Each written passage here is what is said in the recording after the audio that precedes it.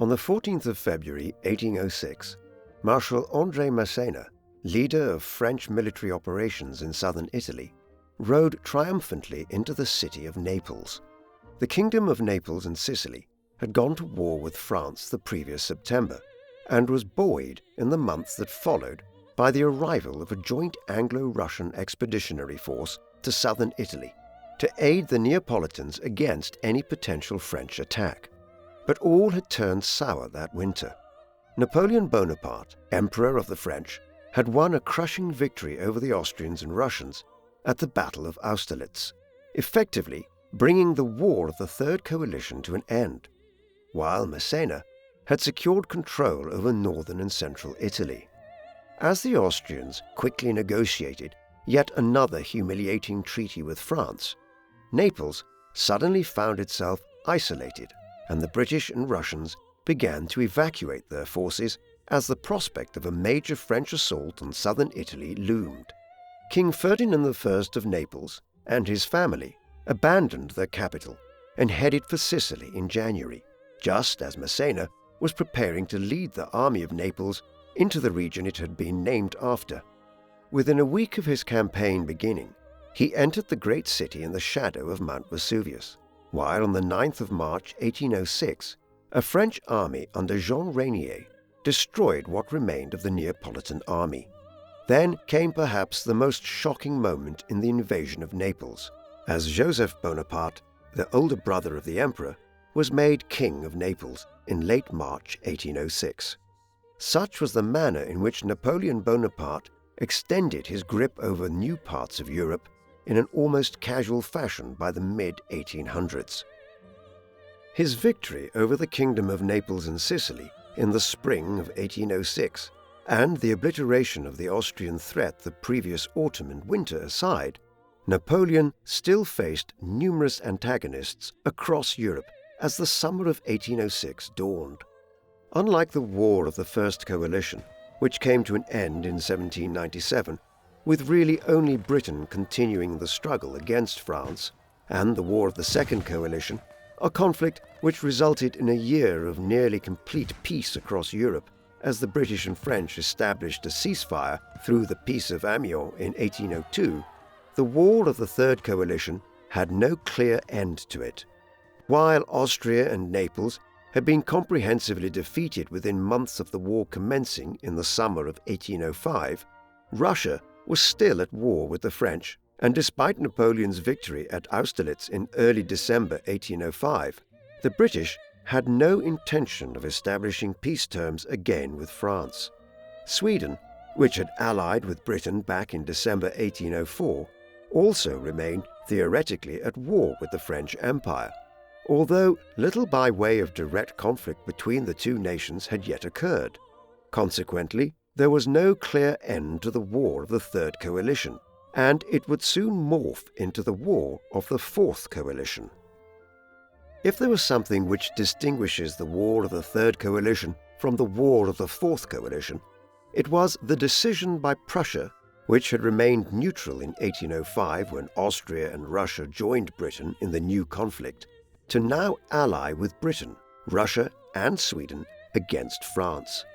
The ruler of Prussia, King Frederick William III, a prevaricating and weak ruler, was convinced by his wife, the strong-willed Queen Louisa, that Prussia's position as a rising power in Europe was now fatally threatened by France as a result of Napoleon's utter defeat of Austria and decision to dismantle the 1,000-year-old Holy Roman Empire early in 1806.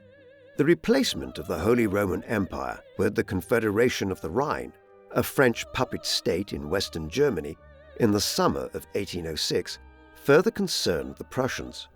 Additionally, when undertaking the Ulm campaign against the Austrians in the autumn of 1805, Bonaparte had led his armies through Prussian territory in order to encircle the Austrian position in southern Germany. This was a clear violation of Prussian neutrality and caused considerable hostility in Berlin. With all of these factors taken into account, King Frederick William finally determined that he needed to go to war with France, and in October 1806, he declared war on Bonaparte, after a series of demands, which included the dissolution of the Confederation of the Rhine, were rejected by Napoleon. The Prince Elector of Saxony, in eastern Germany, joined Prussia in the war, so that in the War of the Fourth Coalition, which now developed, France faced Britain, Russia, and Sweden, who were all still at war with France from the War of the Third Coalition, as well as Prussia and Saxony. The decision to go to war with the French would prove to be a catastrophic strategic blunder for Prussia. At the time of the declaration, Napoleon and the French still had tens of thousands of men in Central Europe, as Bonaparte sought to follow up his victory over Austria by securing full control over the territories held by Britain in northern Germany, by right of the British Royal House of Hanover being the electors of Hanover in Germany as well. Consequently, the French were well placed to deploy their forces immediately against the Prussians. Indeed, even before Prussia declared war on France, Napoleon had begun mobilizing La Grande Armée to march on Berlin, predicting that Frederick William's declaration of hostilities was imminent. Thus, he began marching with some 65,000 troops towards Saxony, with corps commanded by several of his leading marshals, including Jean de Dieu Soult, who had led the charge against the Austrian lines at Austerlitz the previous winter, the cavalry commander Michel Ney, and Louis-Nicolas Davout, who had commanded a cavalry rear guard at Austerlitz that had arrived at just the right time to plug the right flank against an Austro-Russian attack on that occasion. The decisive engagements of the war with Prussia would occur on the 14th of October, less than a week after the conflict was entered into. It occurred in two separate clashes on the same day in the region to the southwest of the city of Leipzig. The two locations were next to the town of Jena and further to the north at Auerstedt. Napoleon commanded the bulk of the French forces at Jena, some 40,000 men in all, while Davout oversaw the French army at Auerstedt to the north. As with so many other pivotal military clashes of the French Revolutionary and Napoleonic Wars, the French were outnumbered at both Jena and Auerstedt.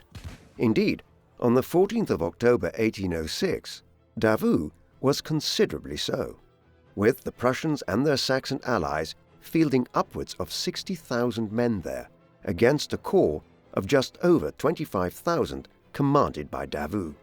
At Jena, Napoleon was only marginally outnumbered, with 55,000 Prussian and Saxon troops under the command of Prince Frederick Louis of Hohenlohe and Ernst von Rüchel.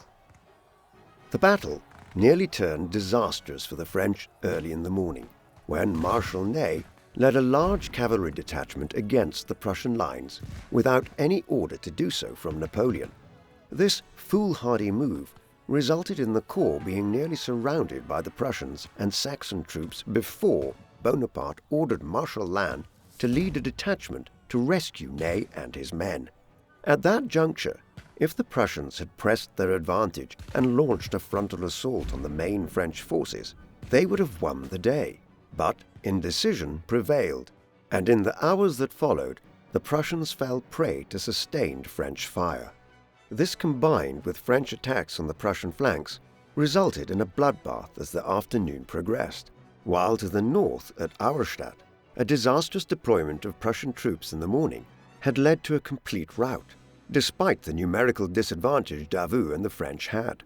By the time the twin battles of Jena and Auerstedt ended that evening, the Prussians and Saxons had suffered tens of thousands of casualties in killed and wounded, while approximately 20,000 more men had been captured. But these were not pain-free victories for the French. Unlike at Marengo, Ulm, or Austerlitz in times gone by, the French suffered over 12,000 casualties. Nevertheless, the Battle of Jena-Auerstedt was cataclysmic for the Prussians, and as with the victory at Ulm a year earlier against the Austrians, the defeat of the main Prussian army left Berlin open to an assault by Napoleon in the late autumn of 1806. The weeks that followed witnessed a collapse of the Prussian war effort. 2 days after Napoleon's victory at Jena, Marshal Murat had a Prussian force capitulate to him at Erfurt, slightly to the southwest. By now, the Prussians were desperately seeking peace terms on as favorable grounds as they could obtain, but Bonaparte was unwilling to accept anything other than a complete surrender, and had already begun preparing for the annexation of Prussian territory and creation of new French vassal states in Central Europe. On the 17th of October, Marshal Bernadotte crushed one of the last large Prussian field armies at the Battle of Halle, just 150 kilometers from Berlin. By the 24th of October, the French had advanced as far as Potsdam, the town just 25 kilometers to the southwest of the Prussian capital, Berlin. It capitulated without much resistance, as did Spandau, in what are now the suburbs of Berlin the following day. By then, King Frederick William and the Prussian royal family had fled to the port city of Memel, which was then a part of Prussia, but which is in Lithuania today. There, the Prussian king desperately sought Russian aid against the French. On the 27th of October, Napoleon marched into Berlin, which had been partially occupied by Marshal Davout the previous day. As the French cavalry rode through the Brandenburg Gate, the French settled into conquering the second great capital of Central Europe in just under a year. With defeat at Jena-Auerstedt and the fall of Berlin in October 1806, Prussian involvement in the War of the Fourth Coalition was all but over. Yet, Napoleon still needed to vanquish the Swedes and the Russians, whose troop build-ups in Poland and other neighboring regions had continued throughout the autumn of 1806. Aware of this, Napoleon began having proclamations issued from Berlin in late October and early November, calling on the people of Poland, whose nation had been dismembered and annexed by Prussia, Russia, and Austria in 3 partitions in 1772, 1792, and 1795, to rise up against Prussian and Russian tyranny. This was responded to when General Jan Henryk Dąbrowski, a Polish nationalist, initiated the Greater Poland Uprising in early November in the Poznań region of western Poland. Meanwhile, after a brief respite to rest in Berlin and gather his forces, Napoleon began a campaign in East Prussia, in what are now northwestern Poland and the Baltic states, in December 1806. Campaigning would continue into the spring of 1807, as the French and the Russians, aided by their various allies, attempted to gain the strategic advantage in the region. In an attritional campaign, the French gradually gained the upper hand, symbolized by the commencement of a siege of the port city of Danzig in mid-March and its eventual fall to the French in May 1807. The Eastern Campaign would eventually culminate in the Battle of Friedland on the 14th of June 1807, an engagement near the modern-day town of Pravdinsk in the Kaliningrad Oblast. As with the Battle of Ulm over a year and a half earlier, Napoleon found himself in the unusual position of outnumbering the enemy here. The French had campaigned well into the Baltic region with a force of 80,000 men, though in the end 15,000 of these would be held in reserve, as Bonaparte only utilized 65,000 at Friedland.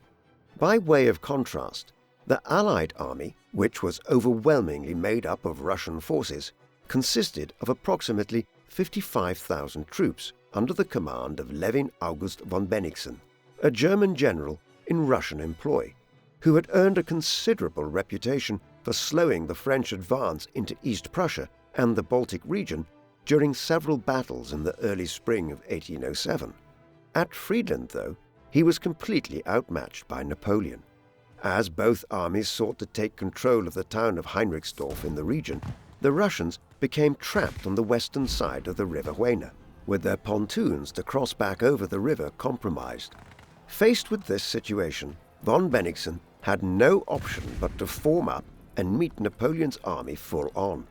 Bonaparte responded by pulling up a force of 40,000 men in the center and unleashing a heavy artillery bombardment on the Russians.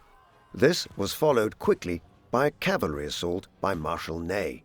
In the period that followed, the Russian lines faltered and then broke under heavy fire.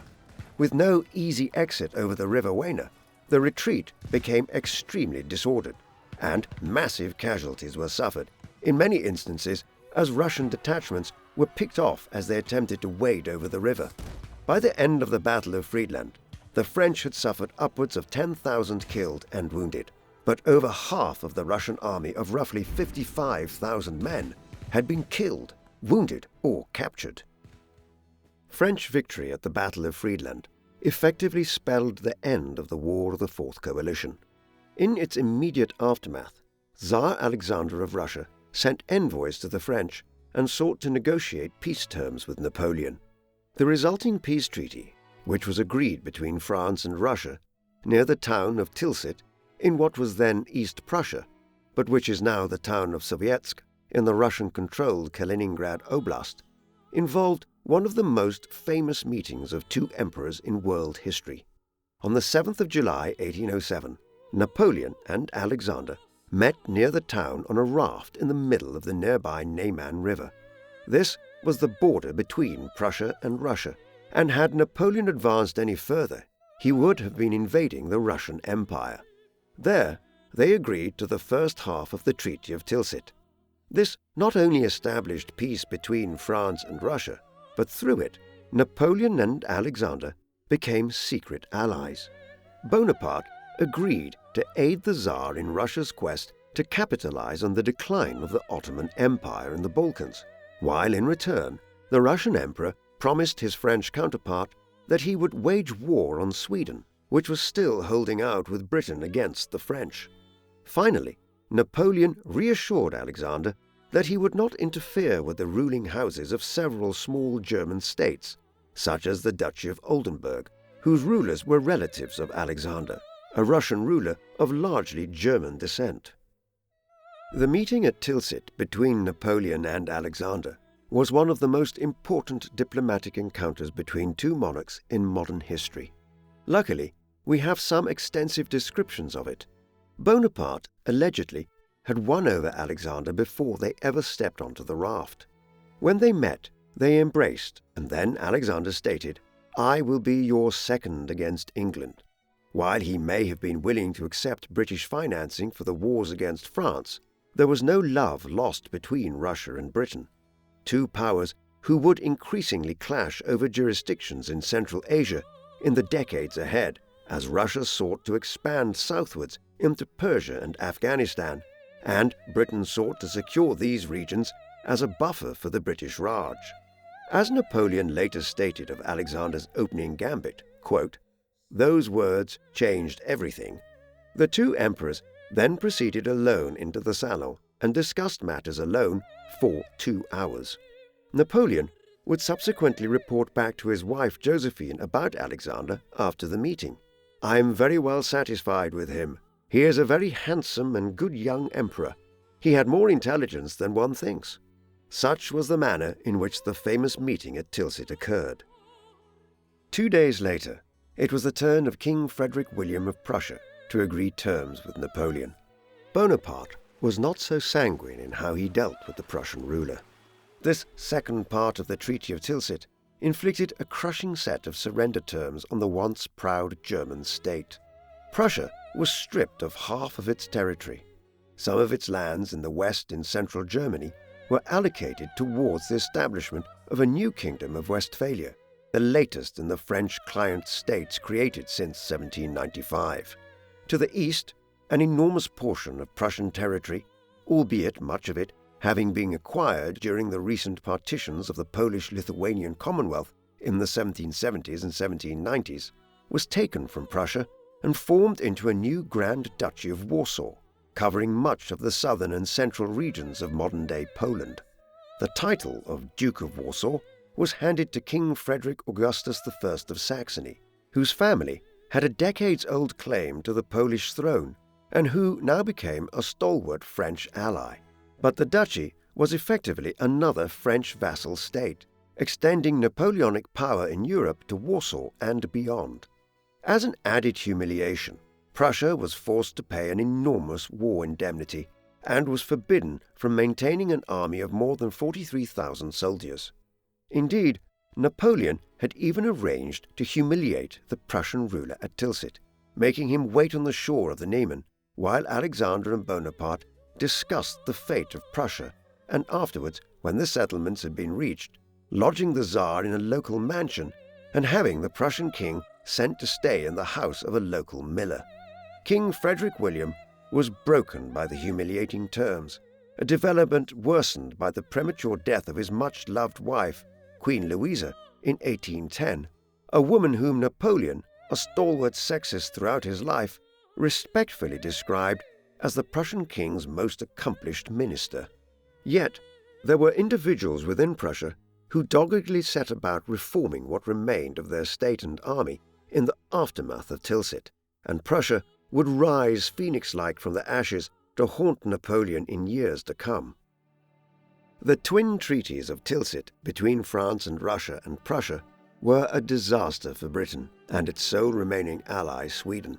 The government of the Duke of Portland in London was now concerned about the possibility that Napoleon would move to seize the considerable fleet possessed by Denmark-Norway, which in early modern times was ruled as a dual monarchy, and possibly use this to supplement the French and Spanish fleets as the basis for a renewed attempt to invade Britain, plans which had been scuppered in 1805 after the French defeat at the Battle of Trafalgar. Accordingly, the British launched what became known as the Gunboat War in August 1807, just weeks after the Treaty of Tilsit was finalized, preemptively attacking Copenhagen and trying to seize as much Danish and Norwegian shipping as possible. This attack on one of the few European states which had remained almost entirely neutral throughout the French Revolutionary Wars and Napoleonic Wars was immediately utilized as a means for Russia to justify declaring war on Britain, as Alexander I sought to honor his new alliance with the French. Thus, where just a year earlier Britain had been at the head of a new coalition against the French, which included Russia, Prussia, Sweden, and Saxony, in the autumn of 1807, it faced an unprecedentedly bleak scenario. Much of Western and Central Europe was now either ruled directly by Napoleon or through vassal states like the Kingdom of Italy and Confederation of the Rhine. Austria and Prussia had been completely neutralized by the French. Russia had allied with Napoleon, as had Saxony, while the new Duchy of Warsaw extended Bonaparte's influence into Eastern Europe. Only Sweden remained as a British ally, though the government in London had incurred the enmity of Denmark-Norway through its efforts to preemptively seize the country's fleet. It was a desperate situation for the British, and Napoleon was virtually unrivaled as the master of Europe. Napoleon was determined to drive home his advantage in the aftermath of Tilsit. While he had decided that an invasion of Britain was impractical in the short term, a new method of attacking Britain had presented itself with his conquest of Central Europe and the favorable negotiating position he found himself in with regard to the Russians at Tilsit. Already while ensconced in Berlin in November 1806, Bonaparte had issued what is known as the Berlin Decree, whereby he ordered a blanket prohibition on the import of British goods or British carried goods into France or any of its vassal states or the ports of its allies. This was expanded at Tilsit to become the Continental System, which the Russians agreed to abide by. With this, most of Europe's ports theoretically prohibited trade with Britain. Napoleon's goal was clear. Britain controlled the high seas, and as an island nation, was almost impossible for the French to defeat without a commensurately powerful navy. No invasion of Britain could realistically be mounted by Bonaparte following the defeat at Trafalgar in 1805. But Britain's power was also economic and based on its mass control over world trade and the ability to sell its manufactured goods to foreign countries. With the Continental System, Napoleon hoped to strike a huge economic blow against the British, one which would cripple the country's ability to continue to wage war against France and to bankroll other nations like Austria to do likewise, as it had been doing almost without interruption since 1792. The Treaty of Tilsit did have one negative impact on France's position. Napoleon had never fully abandoned his fanciful plans to lead an army eastwards through the Middle East and Central Asia to attack the British position in India, hopes which had underlain his expedition to Egypt in 1798. He had courted the Sultan in Constantinople and the Persian Empire in what is now Iran throughout the early 1800s, and following the resounding defeat of Austria at the Battle of Austerlitz in December 1805, Selim III, the Ottoman Sultan, had informed the Russian government that he would not ratify a proposed treaty with them. Instead, he aligned himself with Napoleon. A similar diplomatic agreement had been reached with Persia as Fath Ali Shah agreed an alliance with France early in 1807.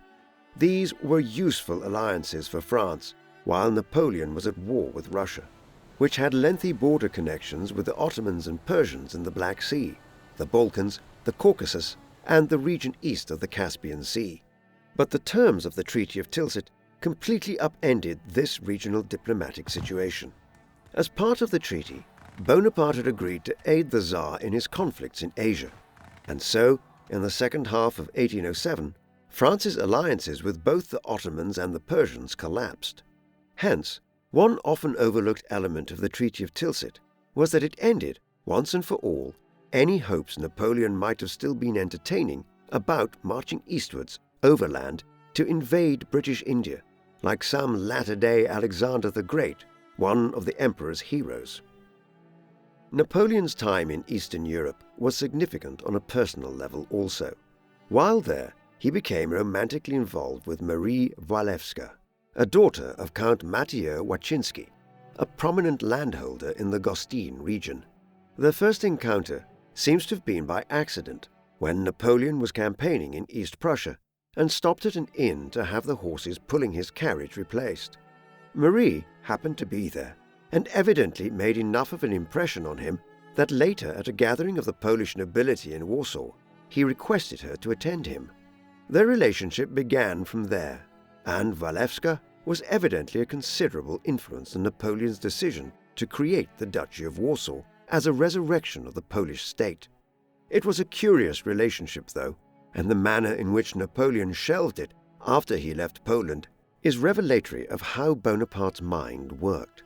When he left Eastern Europe and returned to France in the autumn of 1807, he sent Marie a portrait of himself along with a package of some books.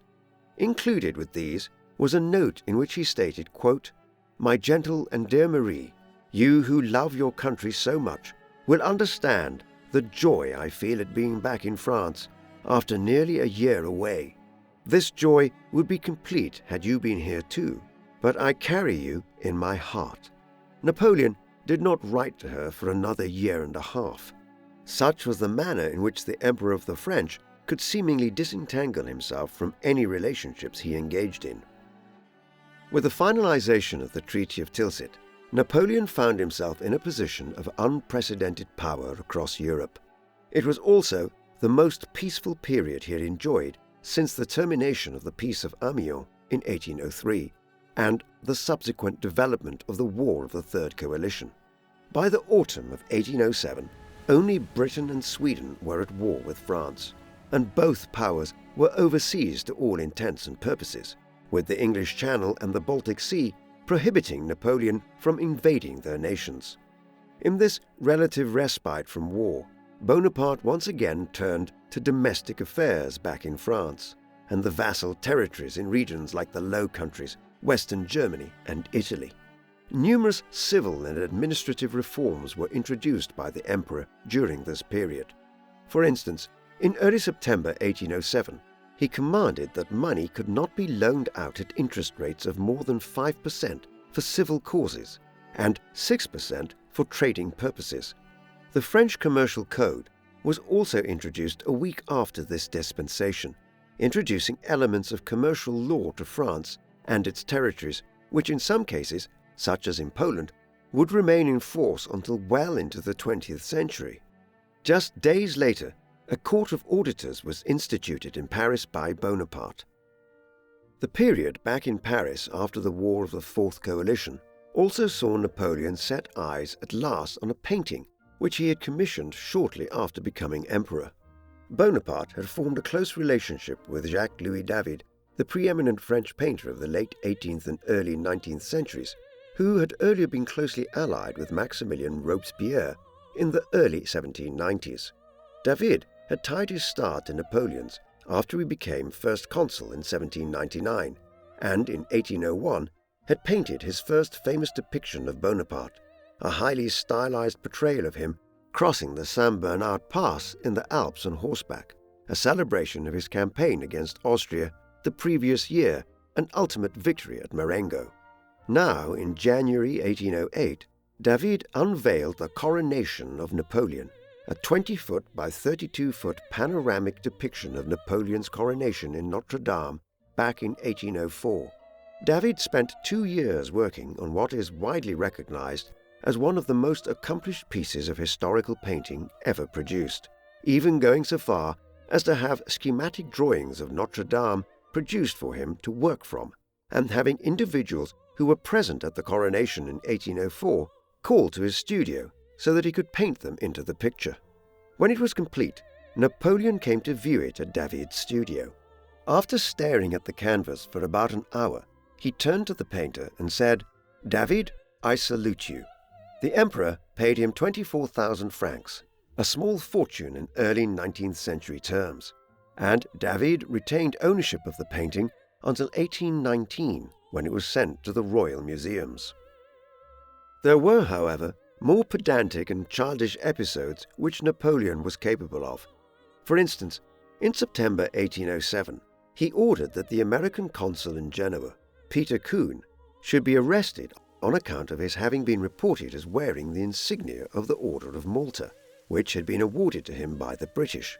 Around the same time, Napoleon was spending tens of thousands of francs bailing some court officials out of trouble with their mistresses, while it was also, in September 1807, that he wrote to the local municipal government in Bordeaux to inquire why the aristocrats and other prominent figures there had not attended a ball thrown by Senator Lamartiliere. Often, these forays into the minutiae of government could take on a bizarre note.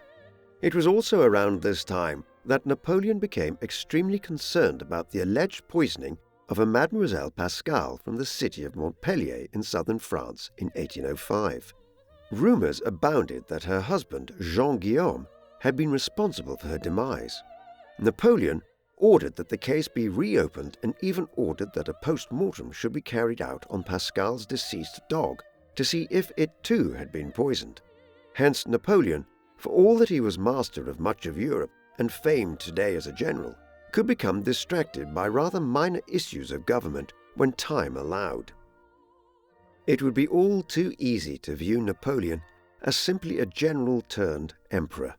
While he had little time to entertain his passions, the inquisitive man who had read voraciously as an artillery student back in the 1780s was still alive and well.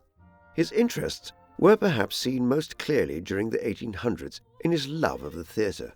During the 15 years between when he became first consul back in 1799 and his ultimate downfall on 2 occasions a decade and a half later, he saw no less than 374 plays, though he visited the theatre in excess of 600 times, often seeing the same play on multiple occasions.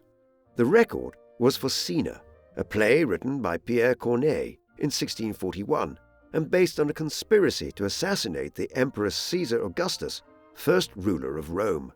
The plot of the play must have resonated with the first emperor of the French, who saw it no less than 12 times. Napoleon once reflected that if Corneille were still alive, he would make him a prince, and with the ease that the emperor declared men to be princes in the 1800s, such a claim was probably quite accurate. Yet Bonaparte also saw the theatre as a political tool, and while he may have visited on an almost nightly basis when in Paris, he also established censors to ensure that the political messaging emanating from France's most popular form of entertainment in the early 19th century was in line with his wishes as the country's ruler. Napoleon's jest that he might have made the author of Cena a French prince was perhaps pertinent by the late 1800s. Indeed, perhaps Corneille would have done a better job than some of those who Napoleon did promote to positions as royalty. As negative as the signs were concerning Napoleon's promotion of his family members to positions of great power across Western and Central Europe by 1807, Bonaparte was about to enter into a period of increased nepotism in the aftermath of the War of the Fourth Coalition. The source of these changes was found in the Iberian Peninsula. Here, Spain had been a strong ally of France since King Charles IV had switched sides during the War of the First Coalition in the mid-1790s. Over the next decade, the Spanish had been a major supporter of French naval activities in the Mediterranean and the Atlantic. But its near neighbour was a different matter. Portugal had been an ally of Britain's since the 1660s, and while the Portuguese had been reluctant to enter directly into the wars against France, the government there continued to trade with Britain to the irritation of Napoleon once the Continental System was conceived of and implemented. With victory over Prussia and Russia in the summer of 1807, Napoleon determined to do something about this Iberian issue, and in October he agreed the Treaty of Fontainebleau with Charles IV of Spain. The terms of it were relatively simple, but momentous for future events. France and Spain would invade Portugal together and remove the ruling house of Braganza.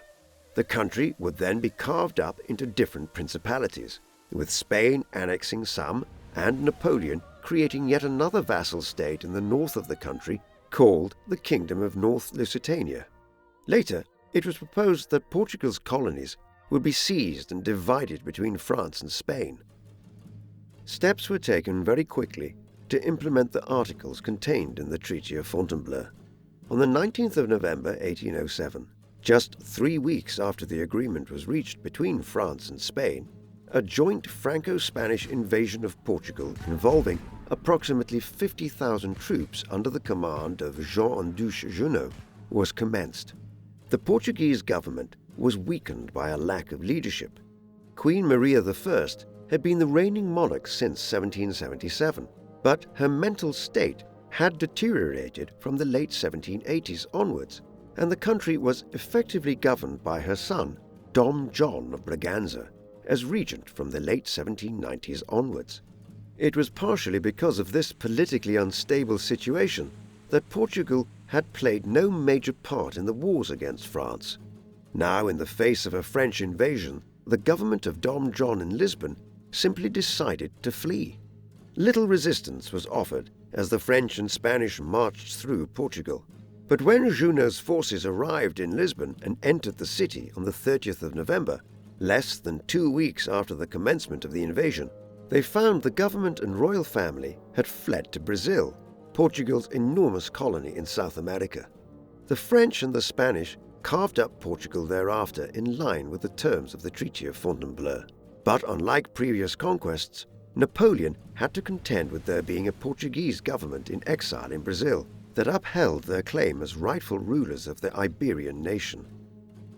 Within weeks of the invasion and occupation of Portugal, the Spanish government of Charles IV in Madrid began to realize that the Treaty of Fontainebleau had been a Faustian pact. Napoleon now intended to treat Spain much like the rest of France's vassal states.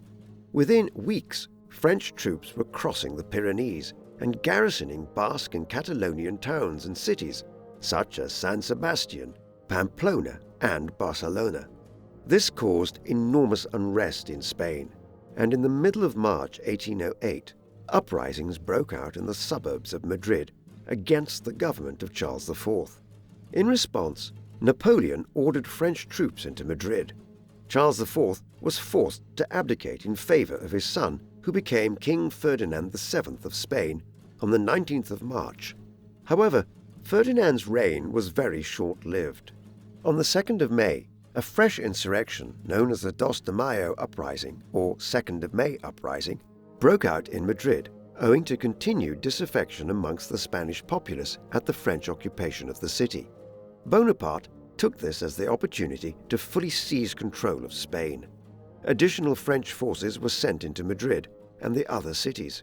Ferdinand was forced to abdicate, and in June, Joseph Bonaparte Napoleon's older brother and since 1806 the King of Naples, was announced as the new King of Spain.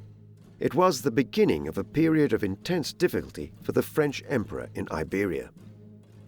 Napoleon's decision to crown Joseph as King of Spain led to a reorganization of some of the ruling houses of Western and Central Europe. Joseph had been King of Naples since the conquest of southern Italy early in the spring of 1806. He had been relatively popular there on account of an ambitious reform program which he had tried to implement in a country which had been notoriously backwards for decades. He was now replaced in that position by Napoleon's stalwart ally and brother-in-law, Joachim Murat, who had overseen the French military operations in Spain in response to the Dos de Mayo uprising, and who was now rewarded with a kingdom by Napoleon for his long-standing service. But Murat would be unable to devote much time to Naples, in large part owing to his position as one of the marshals of the empire and senior military commander of La Grande Armée. Moreover, Murat had been Grand Duke of Berg in Germany since 1806, and with his switch to Naples, Bonaparte took that title himself, though he was unable to govern there in person or devote much time to the minutiae of affairs in Western Germany. Consequently, the reorganization of rulers in Spain, Naples, and Berg in 1808 produced largely absentee rulers in certain locations. However, the greater issue was in Spain itself, where Joseph was loathed by his new subjects as the representative of a French army of occupation.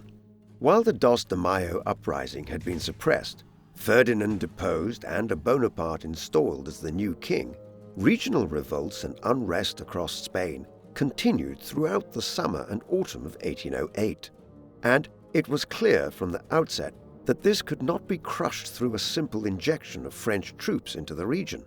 That was made clear when a French army of 20,000 men under General Pierre Dupont was soundly defeated and thousands of French soldiers captured at the Battle of Bailen in southern Spain in mid-July. Worse still was the successful opening of a British front in Portugal in the summer of 1808 under the commands of Arthur Wellesley, the future Duke of Wellington, and Sir Hugh Dalrymple. Wellesley was an experienced military commander who had served for many years in India in the wars there against the Sultan of Mysore and other native rulers, while he had also been involved in the front in the Low Countries during the War of the First Coalition in the mid-1790s. In him, Napoleon would eventually face his greatest adversary. In the 2 years that followed, what has variously become known as the Peninsular War of the Spanish Ulcer developed across the Iberian Peninsula. It is known as the Spanish Ulcer because it bled the French of resources and slowly inflicted immense damage on Napoleon's empire as a war which seemingly could not be won. This was despite Napoleon's decision to campaign in person with the newly constituted Armée d'Espagne in Spain in the autumn and winter of 1808. But despite winning a series of significant victories, the rebellion had still not been snuffed out in Spain, nor the British ejected from Portugal by the time he left to return to France in the spring of 1809 to deal with growing tensions in Central Europe. King Joseph proved unequal to the task of suppressing the revolts and restoring French control thereafter. And in the course of 1809, Wellesley, who was eventually made the overall commander of the British military expedition in Iberia, effectively liberated Portugal from French occupation. Meanwhile, southern Spain was taken over by elements opposed to the French, and a Cortes of Castile was established as a native government headquartered in the port city of Cadiz in the south, where it was protected by the British fleet. By the end of 1809, the Spanish Ulcer was getting worse and worse for France. While matters in Spain were proving extremely difficult, in northern Europe things were faring much better for Napoleon in 1808. When the Treaty of Tilsit was agreed between Napoleon and Tsar Alexander in the summer of 1807, one of the provisions of it was that Russia would go to war with Sweden, one of only two powers along with Britain which Napoleon was still at war with following the end of the War of the Fourth Coalition. The Russians and the Swedes were traditional enemies who had fought several wars since the middle of the 17th century for hegemony over the Baltic Sea and lands around the Gulf of Finland and eastwards to Lake Ladoga.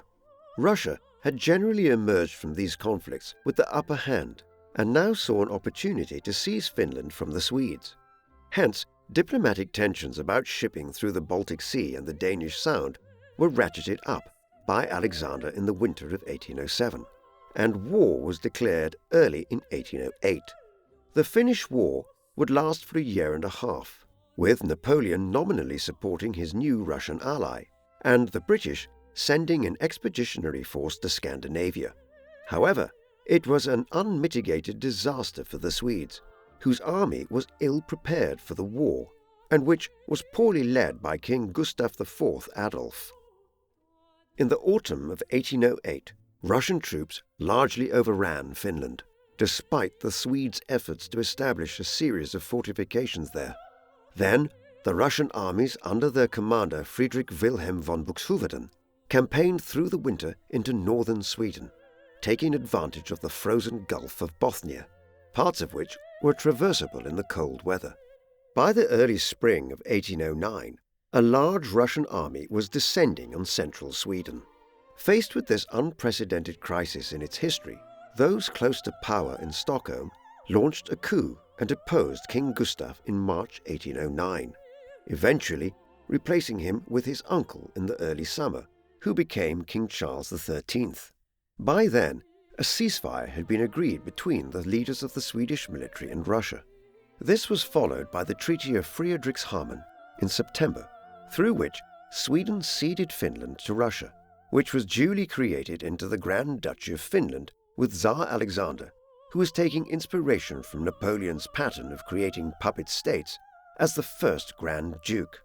Napoleon signed a separate treaty with the Swedes the following year, according to the terms of which the Swedes agreed to relinquish any ties to Britain and to join the Continental System, while just weeks later, one of Napoleon's marshals, Jean Bernadotte, was elected as the Crown Prince of Sweden and heir designate to the throne, Charles XIII having only adopted or illegitimate sons. Though it would prove incidental to Napoleon's career, Bernadotte would eventually succeed the Swedish throne as King Charles XIV John in 1818, founding the House of Bernadotte, which is still the Swedish royal house today, over 2 centuries later. Neither Tsar Alexander nor Napoleon were active participants in the Finnish and Swedish campaigns of 1808 and 1809.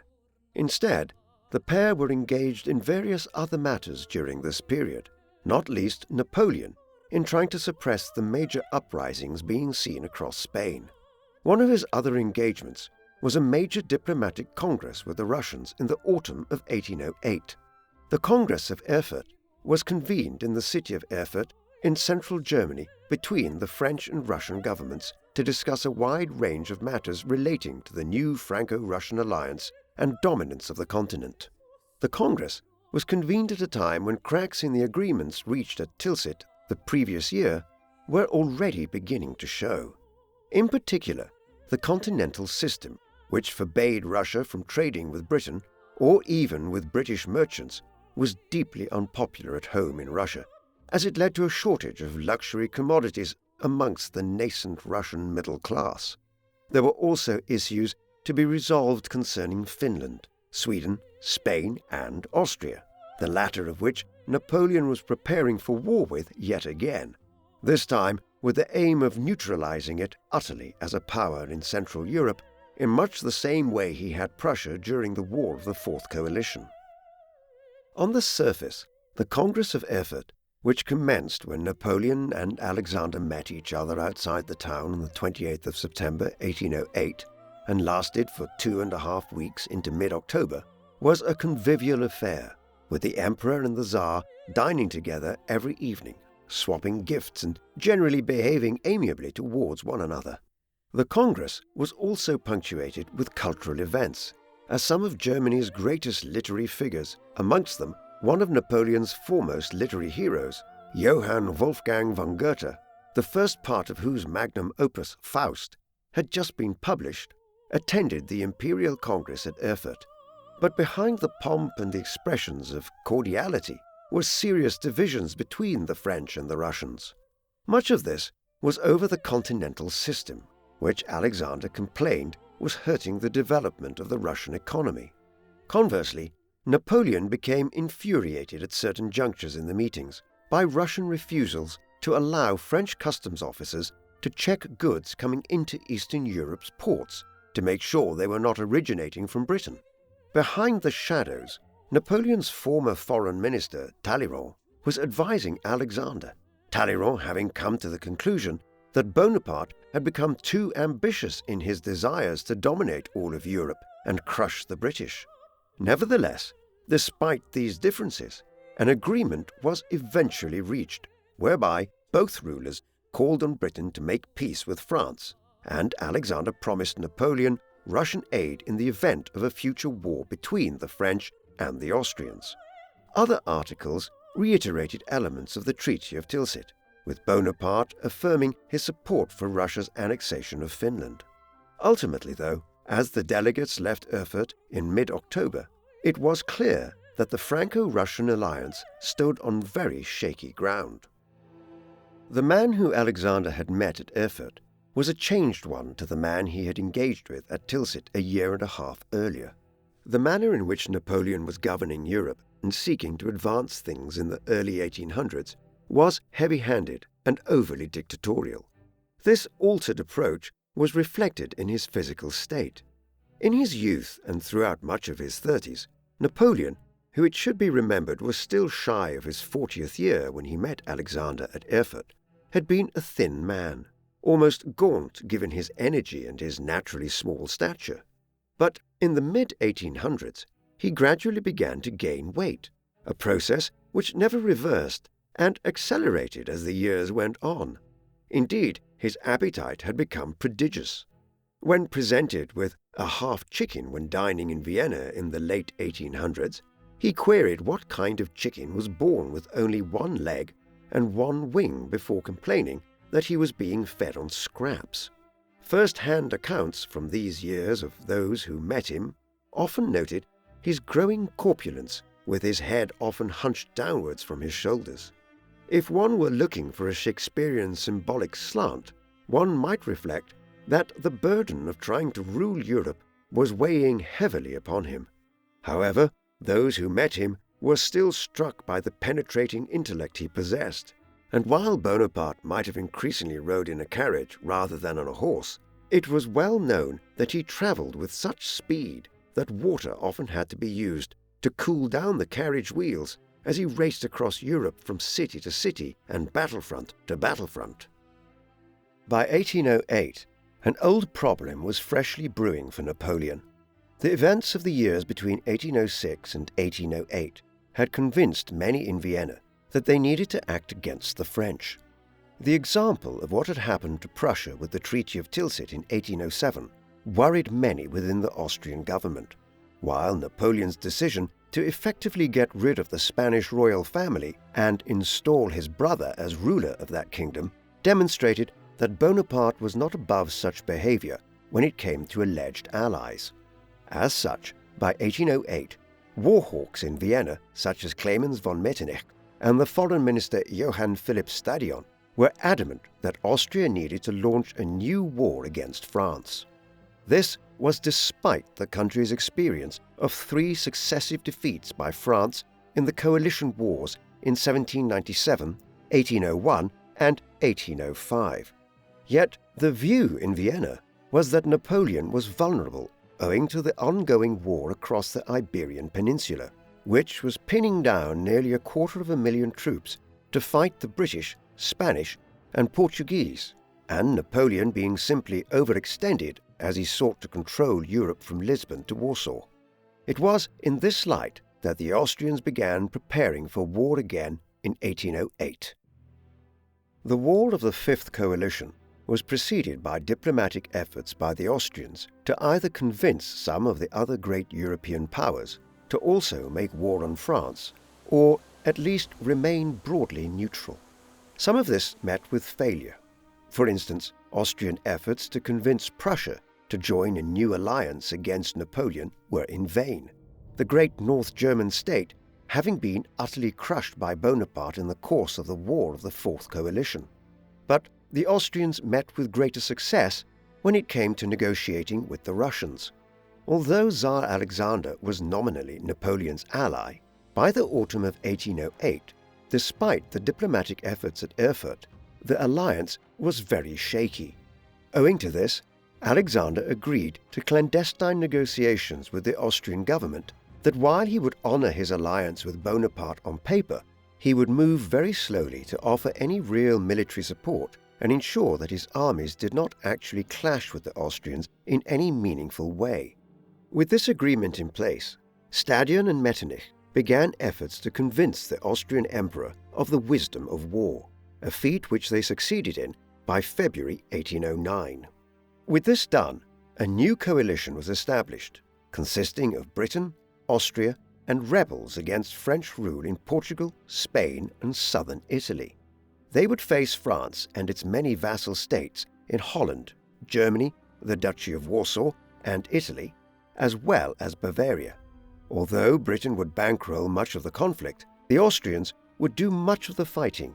With these measures in place, Austria declared war on France and Bavaria on the 3rd of April, 1809.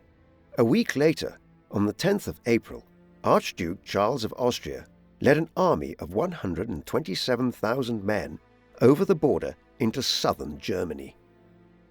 Though by 1809 he was a different man to the one who had triumphed in such spectacular fashion over the Austrians in 1797, and again at Marengo and Austerlitz, Napoleon nevertheless responded to the outbreak of the War of the Fifth Coalition with his usual energy and drive. Though the Austrians only invaded Bavaria on the 10th of April, news reached Paris quickly, and Bonaparte left the capital almost immediately, arriving in Germany a week after the Austrians had commenced hostilities, to the surprise of many who still believed he was in France. There, he found matters arranged badly. Marshal Berthier had misunderstood Napoleon's orders, which he had sent ahead of him, and had consequently divided La Grande Armée, sending a force of just over 50,000 men north of the river Lech, with the other 68,000 French troops in southern Germany deployed south of the river. By the time Napoleon arrived at Donauwörth on the 17th of April, these two forces were out of marching distance of one another, and there was a risk that if Charles managed to engage either one by itself with the bulk of his 120,000 men, that he would so outnumber the French that he might destroy half of Napoleon's armies in Germany. Napoleon's response to the predicament he found La Grande Armée in when he reached southern Germany in mid-April was the Landshut maneuver, one of the most famous military maneuvers in history, the name of which is derived from it having played out near the town of Landshut, which the Austrians moved to attack around the time Napoleon arrived in southern Germany. Viewing this as an opportunity rather than a threat, Bonaparte sent messengers to Marshal Davout, who was several days' march distant, with a corps of French cavalry, with orders to rejoin the main army. He then positioned elements of La Grande Armée to break off the Austrian lines of communication back to Vienna, with the ultimate goal of trapping Charles and the Austrians in southern Germany and cutting off their route back to the Austrian capital. He achieved this spectacularly in the week that followed, with Davout and himself winning a series of battles, the most significant of which came at Echtmoul on the 22nd of April and Ratisbon on the 23rd. Napoleon suffered a wound to his ankle during the latter engagement. With these victories, Archduke Charles retreated away from the main French forces. Bonaparte had somehow managed to turn a difficult situation in southern Germany into another strategic campaign victory in just over a week. And with the success of the Landshut maneuver, the road to Vienna was free for Napoleon to advance yet again on the Austrian capital. It was just as well that Napoleon had managed to completely reverse the situation in southern Germany when he arrived there in mid-April, as the war had started badly for the French in the other theatres of it. A few days after Archduke Charles had advanced into Bavaria, a separate, smaller Austrian army had campaigned northeastwards against the Duchy of Warsaw under Archduke Ferdinand. This defeated Napoleon's Polish allies at the Battle of Raschen on the 19th of April, and then occupied Warsaw a few days later. The war at sea was also going poorly for the French, and new losses to the British during the War of the Fifth Coalition would lead to the French position in Haiti and the Caribbean once again becoming compromised.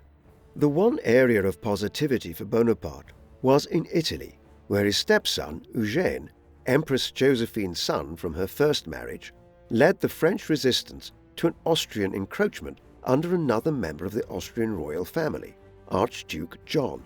The Austrians were able to gain an initial victory at the Battle of Caldiero on the 30th of April, but thereafter, as French and Italian reinforcements arrived to strengthen Eugène's position, he was able to defeat the Austrians at the Battle of the Piave River in early May and force them back out of northern Italy. By the time that Eugène's forces were overcoming the Austrians in Italy, Napoleon was already advancing towards Vienna as the Austrian forces along the way attempted to fight a desperate rearguard action against La Grande Armée. The Emperor reached the Austrian capital on the 10th of May. His Polish aide-de-camp, Adam Czarkowski, later recounted an extraordinary moment upon his arrival there, where Bonaparte rode to within shooting distance of the city walls and was greeted by the Austrian troops removing their hats and cheering for the French Emperor, their ostensible enemy. Some French officers later informed Czarkowski that the same thing had happened when Napoleon had arrived at the Brandenburg Gate in Berlin in 1806. Such was the regard in which many people throughout Europe continued to hold Napoleon, even after years of war. The siege which followed, if such it can be called, was brief. After an artillery bombardment on the 11th and 12th of May, the city surrendered just after midnight on the 13th. Consequently, Napoleon entered Vienna as its conqueror for the second time in less than half a decade. This placed him in an extremely advantageous negotiating position, but as in 1805, he needed to win a decisive victory on the field of battle in order to bring the war to an end. By the time Napoleon entered Vienna, Archduke Charles had begun to regroup and bring his remaining forces from southern Germany back eastwards towards Austria. Napoleon was determined to defeat him in the field and end the conflict. To that end, he left the Austrian capital shortly after seizing it and was advancing towards where Charles lay to the north. Movement on the 19th and 20th of May was made difficult by the fact that most of the bridges over the river Danube had been destroyed and pulled down in advance of the French incursion into Austria. Facing attacks in his rear from the Tyrol region of western Austria, Napoleon nevertheless had his forces traverse the river in the early hours of the 21st. This done, he came into contact with the armies of Archduke Charles, which still consisted of over 95,000 men, arrayed between the villages of Aspern and Essling. The French and their allies were not much over 80,000. The ensuing Battle of Aspern-Essling began on the afternoon of the 21st of May and lasted for over 24 hours of intense fighting centered on the village of Aspern. As a battle of attrition, the engagement was brutal, one of the bloodiest of the French Revolutionary and Napoleonic Wars, and one of the most costly in lives that Napoleon, who had built his career on swift movements, which won engagements decisively by breaking the enemy lines without major loss of life, had fought. In the end, it was an Austrian victory of sorts, as Napoleon ordered a French retreat on the afternoon of the 22nd. By that time, he had lost nearly 20,000 men, dead and wounded, while Marshal Jean Lannes, one of Napoleon's most effective commanders and a personal friend, was badly wounded by a cannonball, forcing the amputation of his leg. In the midst of this brutal operation, in an age before effective anesthesia, Napoleon wept over Lannes, who died over a week later from his wounds. Napoleon visited him every day during his last illness. With the retreat from Aspern-Essling, Napoleon moved back towards Vienna to regather his forces. By now, Eugene had been successful in Italy, and Marshal Marmont, Napoleon's commander in the Dalmatian region, had also won out over a small Austrian force there. Both moved to join Bonaparte in Austria with reinforcements.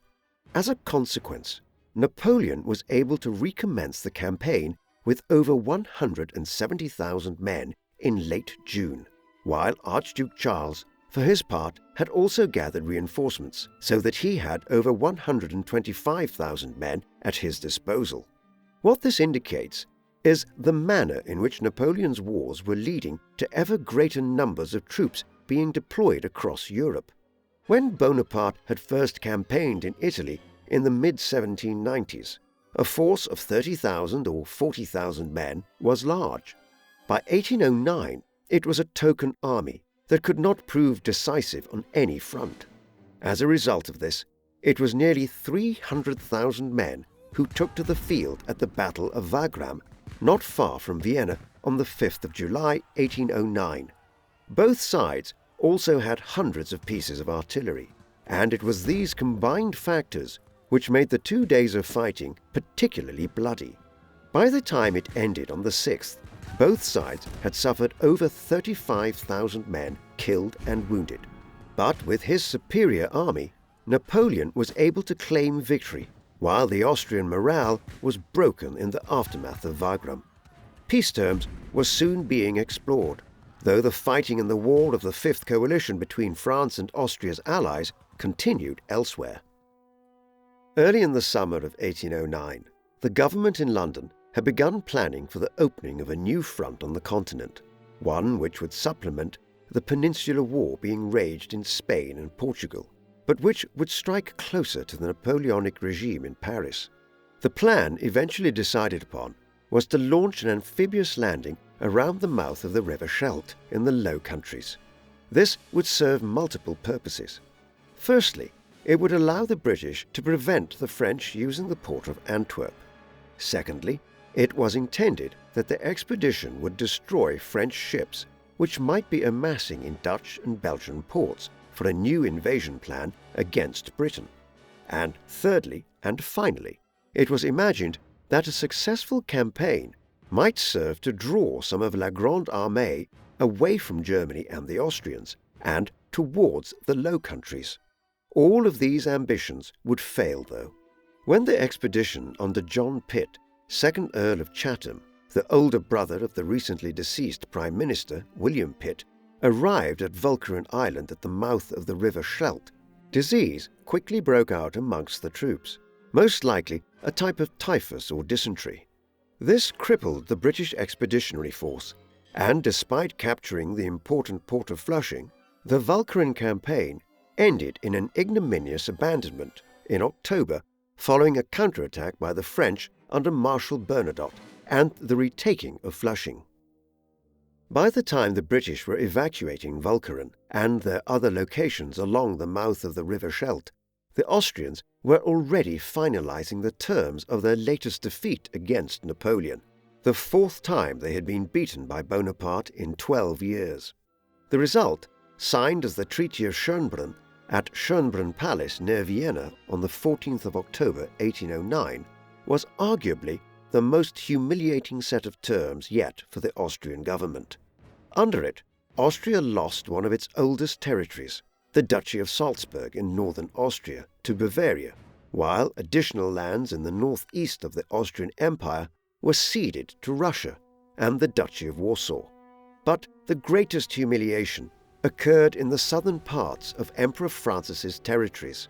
Here, the region encompassing much of modern-day Croatia, Slovenia and Montenegro, as well as the port of Trieste on the Adriatic Sea, were ceded to Napoleon, who formed them into the Illyrian provinces, which were to be directly ruled as part of the French Empire, rather than shaping these into a vassal or puppet kingdom, as had been done in Holland, Italy, Germany, and with the Duchy of Warsaw in Poland. With this, Austria became a landlocked nation, without access to the Adriatic and the Mediterranean, and was thoroughly demoted to the position of a second-tier power in Europe, much as had happened to Prussia at Tilsit 2 years earlier. Napoleon very nearly didn't live to see the Treaty of Schönbrunn signed. 2 days before it was agreed, his security guards had only just prevented the latest in the many assassination attempts against Bonaparte. This centered on a young German Lutheran by the name of Friedrich Staps, who had sought an audience with Napoleon on the 12th of October. When he had been refused, he had tried to barge through a crowd in the courtyard of the Schönbrunn Palace towards Napoleon, only just being apprehended before he could use the knife he was carrying. Arrested and questioned, Staps revealed that he had acted alone and had intended to kill the French emperor as a result of the suffering he had inflicted on Germany and Austria. Napoleon was relatively magnanimous in his offer of clemency if Staps would simply desist from his ideological madness and ask him to pardon him. Perhaps Staps' declaration in response that to kill the French ruler was not a crime but a duty would have alerted Napoleon to the changed public perception of him by the autumn of 1809, abroad if not yet in France. This may be why Bonaparte ordered that news of the assassination attempt be kept secret. Staps was executed less than a week later by firing squad after the treaty had been finalized and Napoleon had begun to make his way back to Paris. Napoleon's time in Austria was notable in one other respect. While there, he had renewed his relationship with Marie Walewska, the Polish noblewoman who had been influential in convincing him to create some of his newly conquered territories in the Duchy of Warsaw back in 1807. Marie visited Napoleon while he was in Vienna. It was undoubtedly during this renewal of the relationship that one of Napoleon's illegitimate children, Alexander, who Napoleon had named in honor of the Russian Tsar, was born. Marie gave birth to him in Poland on the 4th of May 1810. Her husband, Athanasius, acknowledged the child as being his own, but any casual look at photos of Alexander, who lived in an age when the first cameras had become available, clearly shows him to be Napoleon's son. Moreover, shortly after the boy was born, Marie relocated to Paris, where Napoleon installed them in a house, proclaiming that he would, in the fashion which he had grown used to with family members, make the child a count. With the signing of the Treaty of Schönbrunn, the War of the Fifth Coalition effectively came to an end. On his return to Paris, Napoleon was preoccupied with one issue. His marriage to his wife, Empress Josephine, had not resulted in children and an heir. Additionally, Napoleon's young nephew, Napoleon Louis-Charles Bonaparte, who was allegedly the son of Napoleon's brother Louis, and Josephine's daughter Hortense, had died in May 1807 at 4 years of age. Napoleon Louis had briefly been the emperor's heir designate, and this decision to promote his nephew in this way has given rise to speculation, which has never been fully proven or dispelled, that the emperor was actually the boy's father. Whatever the truth of his parentage, Napoleon Louis died in the early summer of 1807 from a respiratory illness, leaving the French Empire yet again without a clear line of succession. It was in this context that Napoleon informed Josephine in late November 1809 that they would have to divorce so that he might remarry and father an heir, Josephine having entered the second half of her 40s and it being clear that the marriage would not result in children now. The divorce was finalized at a ceremony in Paris on the 10th of January 1810. Josephine would remain on good terms with her ex-husband and was allowed to live with a large pension at the Château de Malmaison in Paris, carrying the title of Duchess of Navarre in the aftermath of their separation. With his divorce from Josephine, Napoleon was free to marry again. This was viewed as an opportunity not just to produce an heir, but also to diplomatically bind one of Europe's great royal houses to him and gain a firm ally in the process. The union, which was eventually agreed, was perhaps somewhat surprising. At first, Bonaparte had wished to marry Grand Duchess Anna Pavlovna of Russia, a sister of Tsar Alexander I. But in 1809, when deliberations on a potential wife began, she was just 14 years of age, and the plan was always viewed tepidly by Bonaparte. Instead, it was quickly concluded that Napoleon would marry Archduchess Marie Louise of Austria, the eldest child of Francis II of Austria. Next to Britain, Austria had been the most stalwart foe of France ever since the outbreak of the French Revolutionary Wars nearly 2 decades earlier. But it had experienced nothing but defeat after defeat in 4 different wars since 1792, most of them directly at Napoleon's hand. The marriage alliance now held out the possibility of a lasting peace between the 2 nations. For Napoleon, it would neutralize Austria and perhaps make it an ally in conflicts with France's only 2 major enemies that were left unvanquished, Great Britain and Russia. For Francis, it offered the prospect that he would be treated favorably in the years to come and could perhaps reacquire some of the many territories he had lost to France, Bavaria, the Duchy of Warsaw, and Russia. After weeks of negotiations and diplomacy between Paris and Vienna in the early months of 1810, the terms of the marriage between Napoleon and Marie Louise were agreed on, and they were married by proxy in Vienna on the 11th of March. Napoleon's new wife left the Austrian capital after 2 days and arrived in northern France 2 weeks later. There she met her husband for the first time, remarking that she was pleasantly surprised by his being more attractive than she had been led to believe, despite his growing corpulence. The formal religious wedding ceremony was carried out on the 2nd of April 1810 at the Salon Carré in the Louvre in central Paris, the day after the civil ceremony took place on the 1st of April. Weeks of celebrations followed in Paris to commemorate a union which, ironically, made Napoleon the great-nephew-in-law of King Louis XVI, who the French had launched their revolution 21 years earlier in opposition to. It would prove a successful marriage. Napoleon was devoted to his second wife, despite being twice her age at the time of their marriage. Most importantly, it quickly resulted in the legitimate male heir which Napoleon had long sought. By the early autumn of 1810, it was clear that the Empress was pregnant, and on the 20th of March 1811, she gave birth to Napoleon François Charles Joseph, Prince Imperial of France.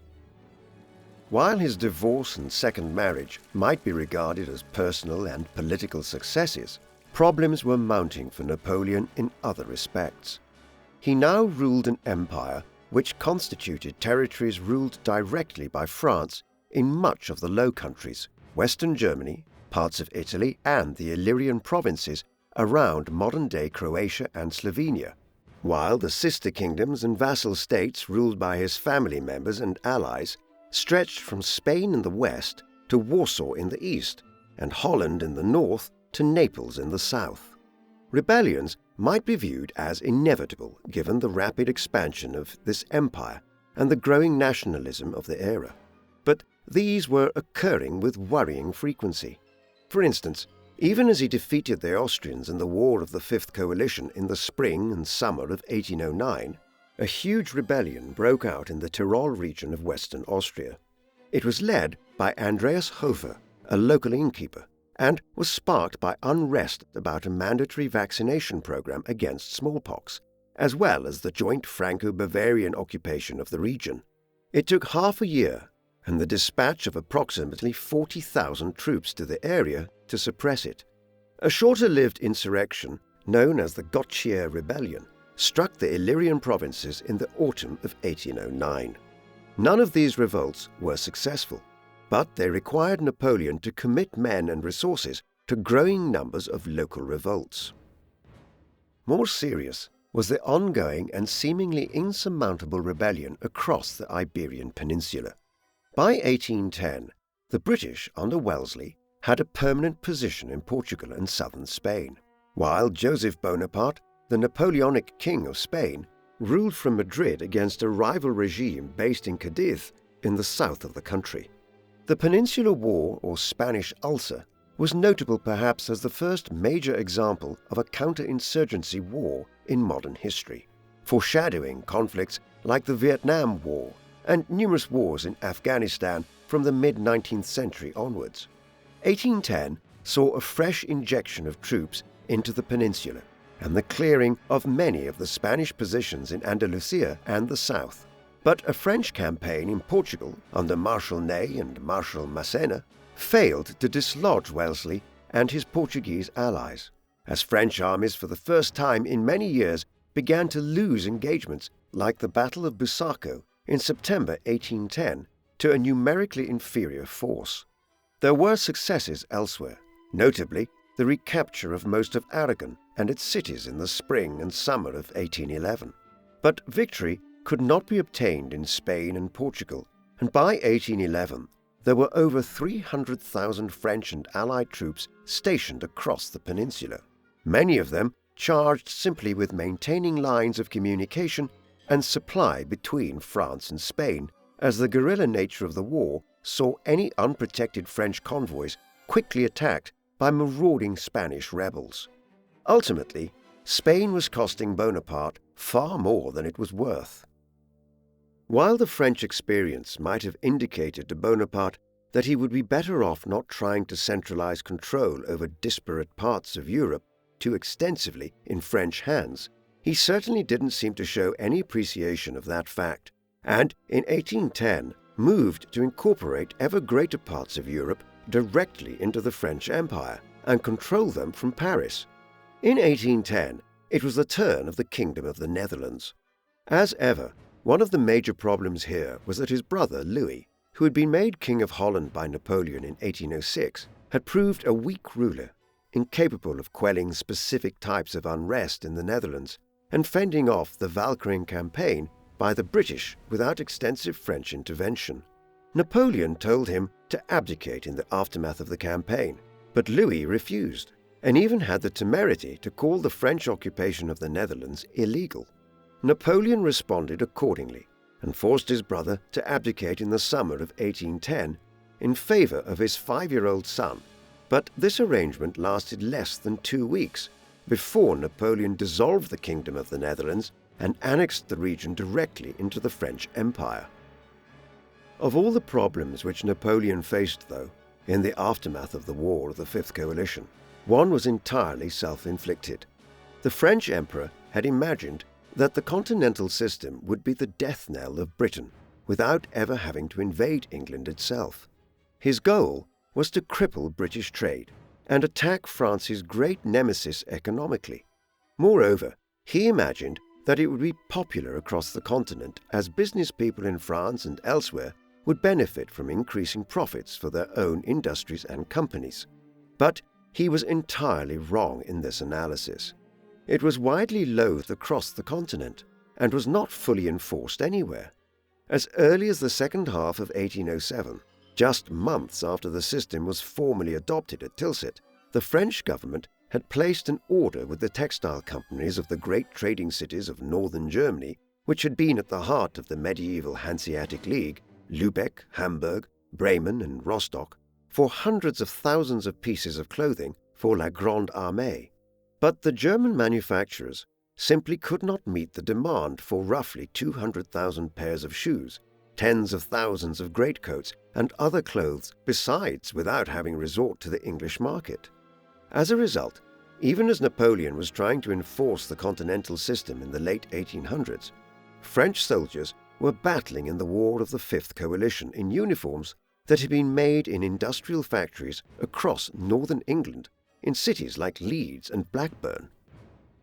These problems extended all over Europe. Even Napoleon's own family members turned a blind eye to breaches of the regulations.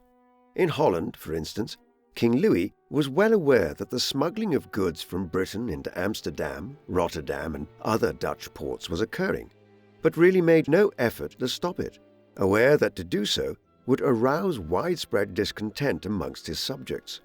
The system could never be fully imposed in the Iberian Peninsula, where the British Expeditionary Force under Wellesley and the Spanish and the Portuguese held many important ports.